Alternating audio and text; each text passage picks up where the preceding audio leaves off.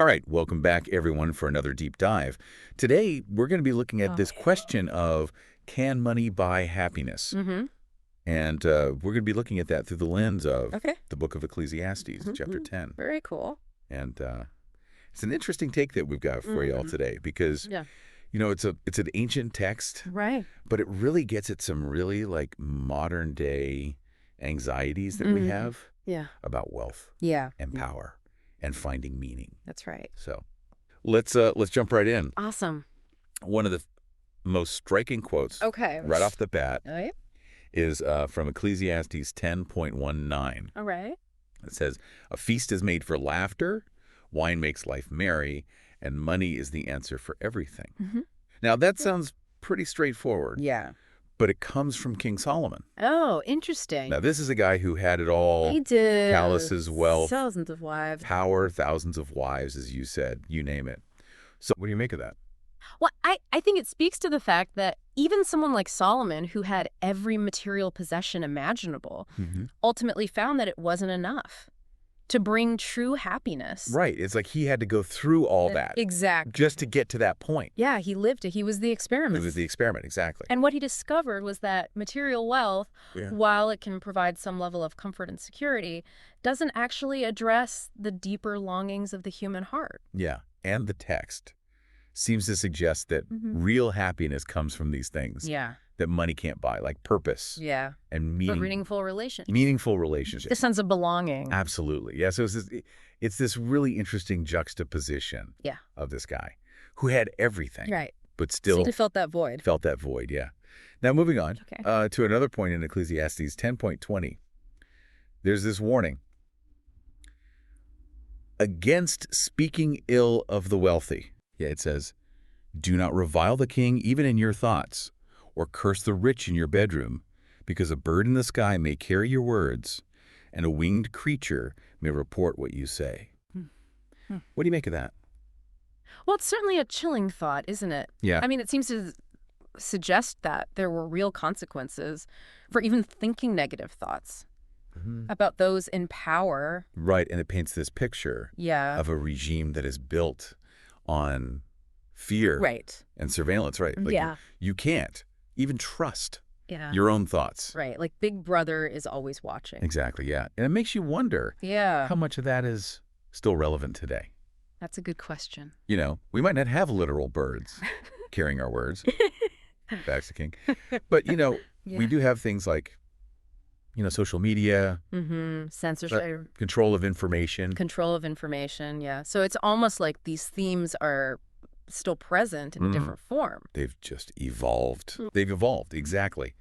Now, Wardo, the text also kind of takes aim Okay. at this idea of a golden age Right. during Solomon's reign. Interesting. So on the surface, it seemed like everything was peaceful and prosperous. But But the text seems to suggest otherwise. yeah, the source suggests otherwise. Right. And actually uses this kind of jarring phrase about chasing the people with scorpions. Wow. What do you think that's all about? Well, scorpions are creatures that inflict pain and suffering. Yeah. So this image of chasing people with scorpions suggests a system where those in power are using fear and intimidation Yeah. to control the population. Right. So it's not just about, Yeah. things not being as good as they seem. Right? It's It's about active cruelty. the act of cruelty. And the source even goes on to, critique Right. modern leaders Yeah. who engage in these same sorts of behaviors, Yeah. prioritizing wealth and power over The well-being of the people. the well-being of the people. Okay. There. I mean, it's kind of this Yeah. timeless warning about Yeah. the dangers of power. Right. How it can corrupt. Exactly. Now, this is where things get a little bit Yeah. unexpected. Right. The source brings up the Beatles. The Beatles. Yeah. Specifically, their song, Yeah. Can't Buy Me Love. Interesting. So how do you see that connecting to all of this? Well, on the surface, it might seem like a strange connection, but when you think about it, the song really captures the essence of what Ecclesiastes is getting at. Love, true love, genuine connection. These are things that money simply cannot buy. Yeah, and it's But not just about romantic love. right. It's about a for a deeper sense of fulfillment. fulfillment. Yeah. The source also draws this. parallel between Okay. Ecclesiastes Okay. and the myth of Sisyphus. Interesting. Now, for those who aren't familiar, Sisyphus was this Hmm. figure from Greek mythology Mm-hmm. who was condemned Yeah. to eternally push a boulder up a hill Right. only to have it roll back Hmm. down Every time. every single time. So Yeah. how do you see those two things connecting? Well, it's this idea of futility, this sense of striving for something Yeah. that ultimately brings no lasting satisfaction. Yeah, and it's like A metaphor for the human condition. yeah, a metaphor for the human condition, exactly. Yeah. So, I mean, after all this, Yeah. what do you think? I mean, can money truly buy happiness?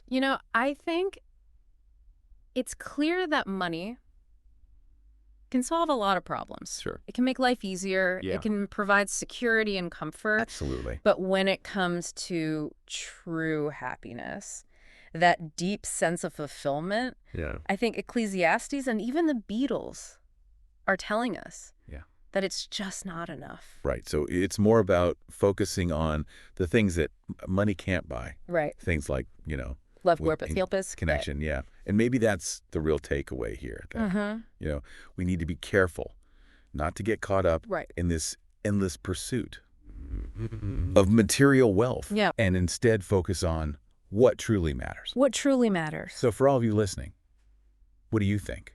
What brings you fulfillment? What gives your life meaning? Let us know your thoughts. And until next time, keep on diving.